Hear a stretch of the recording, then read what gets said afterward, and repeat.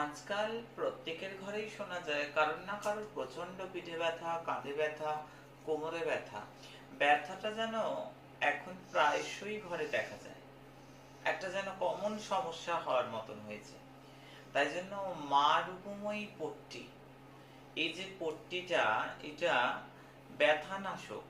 যেখানে ব্যথা তার থেকে একটু দূরে বা আশপাশে যদি দেয়া যায় নিয়মিত। মা ভৈরবের ভান্ডারের জিনিস, ভৈরবের ভান্ডারে মন্ত্রপুত, আমি আবার বলি প্রকৃতি থেকে এই জল পাওয়া যায়, সেই জলটা মন্ত্রপুত করে দিলে অদ্ভুত শক্তি, মন্ত্রের এক অদ্ভুত শক্তি। ঠিক তেমনি পট্টির মধ্যে যখন মন্ত্রপুত করে দেয়া হচ্ছে, এটা যে কি মারাত্মক কি মারাত্মক কি মারাত্মক কাজ করে বলে বোঝানো যাবে না। যে প্রত্যেকটা ব্যথা, দেখো মানুষ যেভাবেই হোক ভালো রাখাটা, যারা উঠতে বসতে কষ্ট ব্যথা পাচ্ছে, সেই ব্যথা থেকে যখন আরাম পায় না, পট্টির মন্ত্র পড়ায়, আর এত মানুষ উপকৃত হচ্ছে, এটা বড় কথা আমার কাছে।